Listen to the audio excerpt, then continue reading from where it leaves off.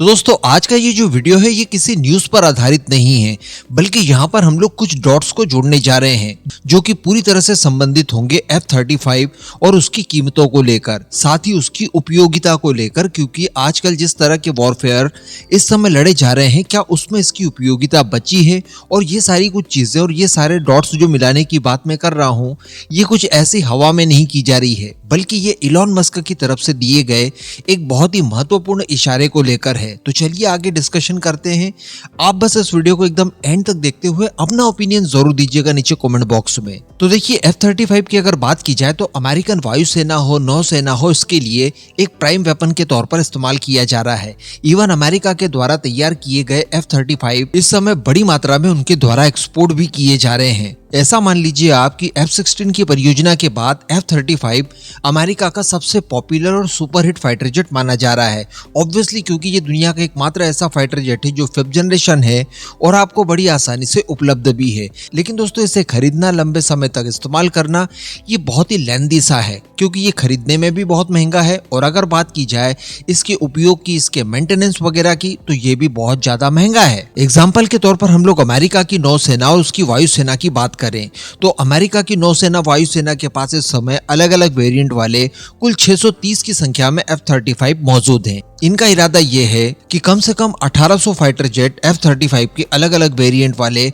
और खरीदे जाएं। अब ये सारे फाइटर जेट वगैरह खरीदे तो जाएंगे और इनके लिए जो पैसा खर्च करना पड़ेगा वो तो करना ही पड़ेगा, लेकिन जब तक ये सर्विस में रहेंगे तब तक इनके लिए वेपन्स, इनकी स्टेल्थ कोटिंग जो बार बार खराब हो जाती है, इनका जो समय समय पर अपग्रेडेशन करना पड़ेगा वो, इन सभी चीजों को अगर मिला जुला लिया जाए तो इन्होंने शुरुआत में अनुमान लगाया था कि वर्ष 2018 से लेकर वर्ष 2077 तक जितने F-35 सेवा में रहेंगी अमेरिकन वायुसेना और नौसेना में, उसके लिए टोटल मेंटेनेंस करना पड़ेगा $1.1 ट्रिलियन का। बाद में जब इनकी संख्या और बढ़ा दी गई, खर्चे और बढ़ गए, तो बताया ये जा रहा था कि वर्ष 2023 से लेकर वर्ष 2088 तक जितने फाइटर जेट इनकी सेनाओं में सर्विसरत रहेंगे उनको मेंटेन करने के लिए टोटल लागत खर्च करनी पड़ेगी $1.58 ट्रिलियन। लेकिन बाद में ये अनुमान बढ़ाते हुए ये बताया गया कि अब इनको टोटल खर्च करना पड़ेगा $2 ट्रिलियन के आसपास। यानी सोचिए इतने समय में $2 ट्रिलियन कई देशों की जीडीपी भी नहीं होगी जितना कि इन्हें अकेले F-35 में खर्च करना पड़ेगा। तो अल्टीमेटली कहा जा सकता है कि F-35 खरीदना, उसका उपयोग करना बहुत ही ज्यादा महंगा हो सकता है। अमेरिका जैसा सुपर पावर देश भी उसको बड़ी मात्रा में खरीद कर इस्तेमाल करना और उसे मेंटेन करने में 100 बार सोच रहा है। 100 सर्वे और 100 तरह के अलग अलग कैलकुलेशन वो करके देख चुका है। इसी बीच दोस्तों ये वीडियो आप जो इस समय स्क्रीन पर देख रहे हैं ये तेजी से वायरल हो रहा है। इसमें आप स्वॉर्म ड्रोन्स को देख पा रहे हैं।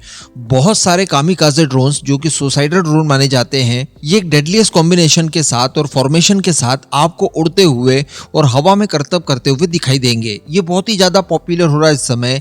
किसी भी सोशल मीडिया वेबसाइट पर आप चले जाइए, वहां पर आपको आसानी से ये वीडियो देखने के लिए मिल जाएगा और इसकी बहुत बड़ी चर्चा है। अब इसी वीडियो को रीट्वीट करते हुए इलॉन मस्क द्वारा एक मैसेज डाला गया जो कि आप अपनी स्क्रीन पर इस समय पढ़ पा रहे हैं। उन्होंने इस वीडियो का हवाला देते हुए ये लिखा है कि इन सब चीजों के बावजूद कुछ इडियट्स लोग आज भी ऐसे फाइटर जेट बना रहे हैं जिन्हें उड़ाने के लिए पायलट्स की आवश्यकता होती है, और स्पेशली उन्होंने यहाँ पर कोट किया है F-35। अब अगर इस बात का विश्लेषण किया जाए तो यहाँ पर इलॉन मस्क ये बोलना चाह रहे हैं कि जब ऐसी टेक्नोलॉजी और ऐसे वॉरफेयर आपके सामने आ चुके हैं जो कि बहुत ही ज्यादा प्रभावी और इफेक्टिव लग रहे हैं, सोचिए इतने सारे ड्रोन्स के साथ आप किसी भी देश के ऊपर, किसी भी देश की सेना की टुकड़ी के ऊपर अटैक करते हैं तो उसका क्या हाल होगा।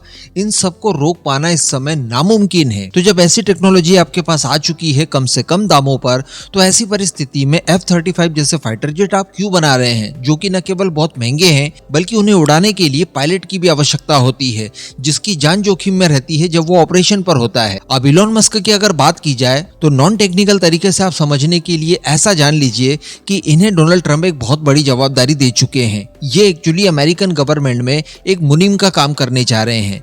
इनका काम यही होगा कि अमेरिका की वित्तीय व्यवस्था का पूरा लेखा जोखा रखेंगे, किस तरह के खर्चे अमेरिकन एडमिनिस्ट्रेशन कर रहा है, कौन से खर्चे बहुत ज़रूरी हैं, कौन से खर्चे फालतू के हैं, किन खर्चों में कितना पैसा बचाया जा सकता है, किस में और ज़्यादा खर्च करने की आवश्यकता है। अल्टीमेटली एक मुनीमगिरी वाला काम इन्हें दे दिया गया है जो कि बहुत ज़्यादा क्रूशल माना जा रहा है। और अगर अमेरिका के फालतू खर्चों की बात की जाए तो अमेरिका का डिफेंस सेक्टर भी एक बहुत बड़े फालतू खर्चे के तौर पर देखा जाता है। ये अपनी ज़रूरत से ज़्यादा डिफेंस पर खर्च करते हैं सिर्फ इस बात के लिए कि इनकी डोमिनेंस दुनिया भर पर रहे। हालांकि ये ज़रूरी भी है, अगर डोमिनेंस आपको दुनिया भर के ऊपर रखना है और वो आपकी प्रायोरिटी है तो डिफेंस पर खर्च तो करना ही पड़ेगा, क्योंकि चाइना अपने डिफेंस पर खर्च एक्चुअली इनके बराबर लाने की तैयारी कर चुका है। लेकिन डोनाल्ड ट्रंप दूसरी तरफ ये भी कहते हैं कि देखिए अब युद्ध नहीं चाहिए, बहुत हो गया, हम किसी और की वजह से अपने पैसे खर्च करके अपने सैनिकों द्वारा अपने संसाधनों पर युद्ध नहीं लड़ेंगे। तो कहने का मतलब डिफेंस खर्चे वो कम करेंगे, इस बात का इंडिकेशन भी दे चुके हैं। इलॉन मस्क को इसके लिए जवाबदारी भी दे चुके हैं और इलॉन मस्क द्वारा ही इन सभी परियोजनाओं को यहाँ पर क्रिटिसाइज किया जा रहा है। तो बिल्कुल आप ऐसा मान सकते हैं कि F-35 की रिक्वायरमेंट अमेरिकन फोर्सेस में अब इन फ्यूचर हम लोग कम होते हुए देख पाएंगे। ये यूं कहें कि वहां का नया एडमिनिस्ट्रेशन इस बात का दबाव डालेगा। इससे होगा ये कि अमेरिका के खर्चे भी बचेंगे, कम पैसों में ज्यादा लिथल वेपन्स आ पाएंगे और सबसे बड़ी बात कि लॉकहीड मार्टिन को भी यहाँ पर टारगेट पर लेने की कोशिश मेरे हिसाब से इलॉन मस्क द्वारा की गई है।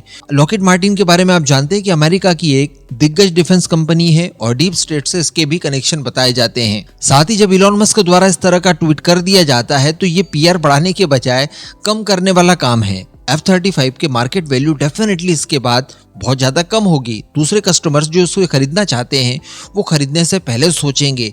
इवन वो देश भी जो कि अपने अपने फाइटर जेट इस तरह के बना रहे हैं, जिसमें भारत भी अपना एमका तैयार कर रहा है, वो भी एक बार सोचने के लिए तैयार हो जाएगा कि क्या वाकई में एमका के अलावा भी दूसरे ऐसे विकल्पों की ओर जाया जा सकता है जो कि कम से कम पैसों में तैयार हो जाए, साथ ही किसी पायलट की आवश्यकता भी ना पड़े उसे उड़ाने के लिए, ताकि जोखिम बिल्कुल भी ना रहे और इफेक्टिव वो एमका से ज्यादा रहे। तो इन फ्यूचर डेफिनेटली इन सब चीजों को लेकर बहुत सारे इम्पैक्ट हम लोग होते हुए देख पाएंगे। मुझे एक्चुअली यहाँ पर ऐसा फील हो रहा है। इस पूरे मुद्दे पर अब आपका क्या मानना है, नीचे कमेंट करके जरूर बताइएगा।